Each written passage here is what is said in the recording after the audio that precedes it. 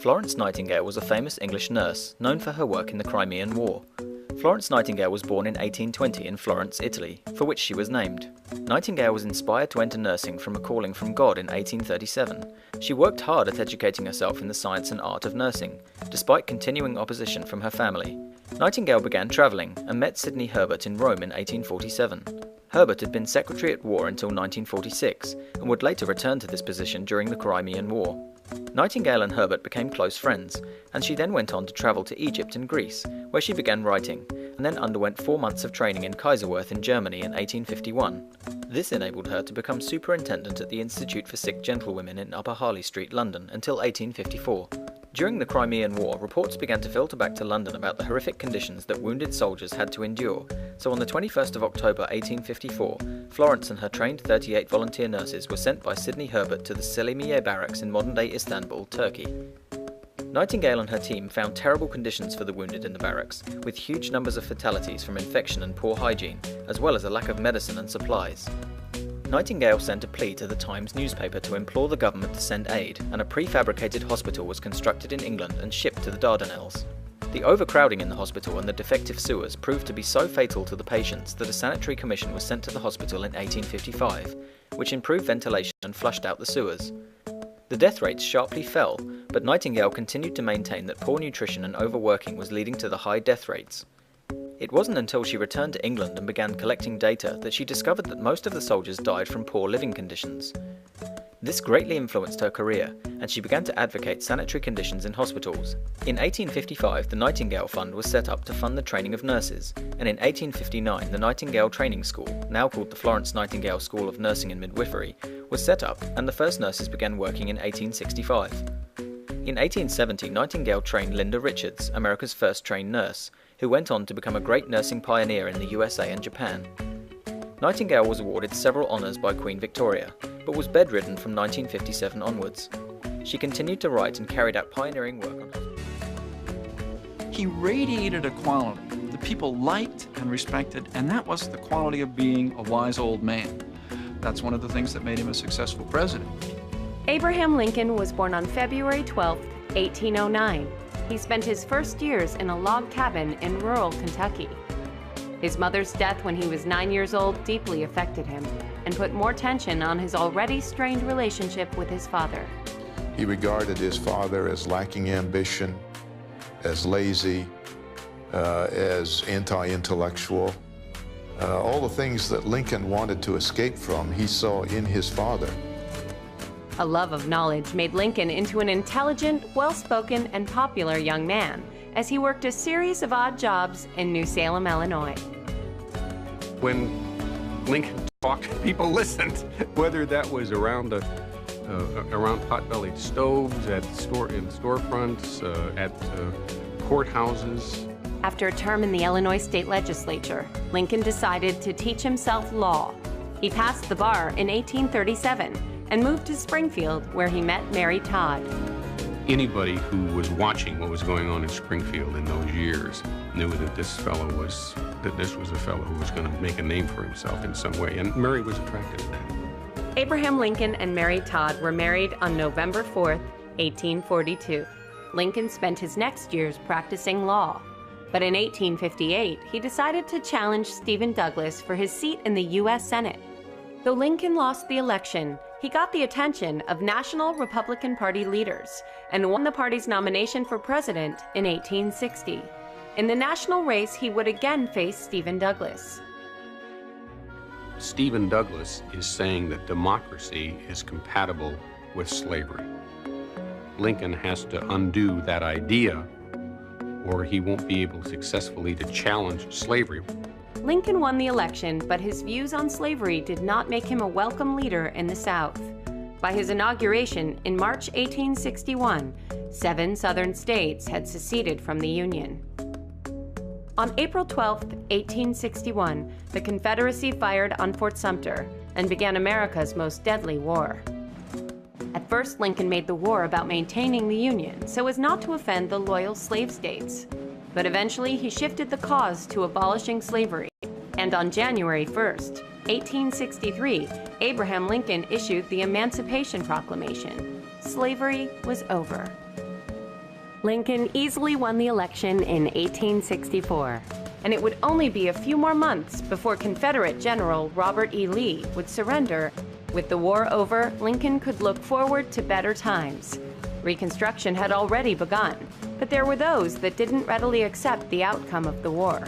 John Wilkes Booth believed that Abraham Lincoln was truly an evil man, and Booth believed that by killing him, he would be doing a service to both his nation and to his race. On April 14, 1865, John Wilkes Booth shot the president at Ford's Theater in Washington, D.C.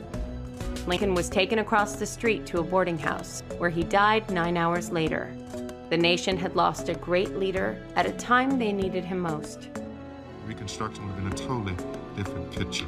There might not have been a need for a civil rights movement in this country. There might not have been a need for Martin Luther King Jr.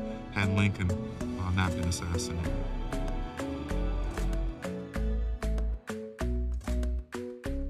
Karl Heinrich Marx, the father of Marxism, was born on May 5, 1818 in the Kingdom of Prussia, part of the German Confederation. His grandfathers on both sides came from lines of famous rabbis, but his own father had converted to Protestantism, given the barriers to Jewish involvement in society as full citizens. In 1835, Marx left home to attend the university, where he became fascinated with the teachings of German philosopher G.W.F. Hegel. He had a full and exciting life, but was captivated by these big ideas coming from Hegel about what determined the path of a society of human civilization. Between 1843 and 1845, Karl Marx forged two relationships that changed the course of his life. One was to his wife, Jenny von Westphalen, who came from the Prussian aristocracy. A happy marriage, 7 children. And the other was his intellectual bonding with Friedrich Engels, who brought to the relationship a set of experiences and knowledge that really opened Marx's eyes to new approaches. In 1848, Marx and Engels laid out their concept of socialism in their most famous work, the Communist Manifesto. In their writings, they championed the worker and advocated a classless society that dissolved bonds between the proletariat and the bourgeoisie. The Communist Manifesto is not only Marx maturing from a philosopher and economist into a revolutionary and an activist, it's also remarkably well-timed. The ink was barely dry when a wave of revolution swept all over Europe. He was seen as so seditious that he couldn't find a home anywhere in continental Europe, and therefore exiled to London. In London, Karl took a job as a European correspondent to the New York Tribune. Writing for the American market, he naturally had to turn his attention to American politics to an extent. The crisis over slavery, the abolitionist movement, and ultimately the Civil War. Marx went on to write economic and political works, including Das Kapital. In 1864, Marx was elected to the General Council of the International Workingmen's Association, where he fought against capitalism as well as the anarchist wing of the organization. In his travels in Europe and in the United States, he had an international perspective on things. He had a worldwide view, a very, very wide aperture. By the early 20th century, Marx's theories became increasingly popular and were adopted by different countries. The Russian Revolution of 1917 ushered in the first communist government, and after World War II, socialism and communism spread to countries throughout Europe, Asia, and Latin America.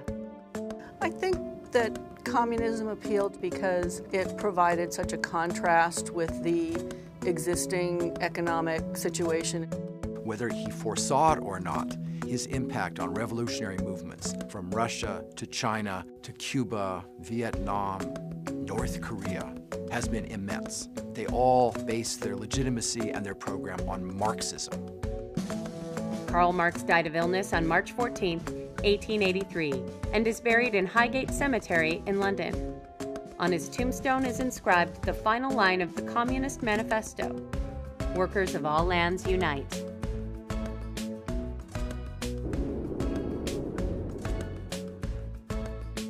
Mohandas Gandhi, more popularly known as Mahatma, meaning Great Soul, was the leader of the Indian nationalist movement against British rule and is considered to be the father of the Indian nation. Gandhi was born in 1869 in Porbandar in modern-day Gujarat, India, and at the time of his birth, India had been under British control for 11 years. Gandhi was a mediocre student at school, but his family hoped that he would become a barrister in order to take over his father's position as a high official in Gandhi's home state. He travelled to London to study law at University College London in 1888, where he became interested in religious thought after meeting several members of the Theosophical Society. He returned to India in 1891 and attempted unsuccessfully to set up a law practice. He then moved to South Africa, where he took a job at a law firm in Durban, where he would spend the next 21 years of his life. Gandhi was awakened to the plight of Indians who faced racism and injustice in South Africa, and this led to him to begin to question the situation of his people in India, who lived under British rule. He continued to draw attention to the ill treatment of Indians in South Africa, and developed his methodology of satyagraha, or devotion to the truth, as a form of non-violent protest. Thousands of Indians joined his non-violent protests, and the harsh and brutal treatment of the Indian population led to a compromise between Gandhi and the South African government, who conceded to Gandhi's demands for better treatment for Indians. Gandhi returned to India in 1915 and became a leading Indian nationalist, taking leadership of Congress in 1920. On the 26th of January 1930, the Indian National Congress declared the independence of India from British rule, although Britain refused to recognise this and tensions increased until the end of the Second World War. Gandhi vehemently opposed India's participation in the war on moral grounds, and intensified his calls for independence in his famous Quit India speech. Quit India led to the arrests of thousands of freedom fighters and protesters, and also led to a huge increase in violence in the country, leading to Gandhi's arrest in 1942. He was released from prison, but during his incarceration the political scene had changed in India, and Britain gave the first indication that power would be handed back to India. The Viceroy's declaration of war on Germany in 1939, as well as the Muslim League of India's cooperation with Britain during Gandhi's imprisonment, led to the final independence from British rule under the Mountbatten Act, and also led to the newly separate Muslim state of Pakistan being formed in 1947. Around 12 million people moved across the new borders between the countries, and around 500,000 people were killed in riots despite Gandhi's attempts to keep the transition peaceful. Gandhi was assassinated on the 30th of January 1948 by a Hindu fanatic, but remains to this day the father of India and is revered across the country.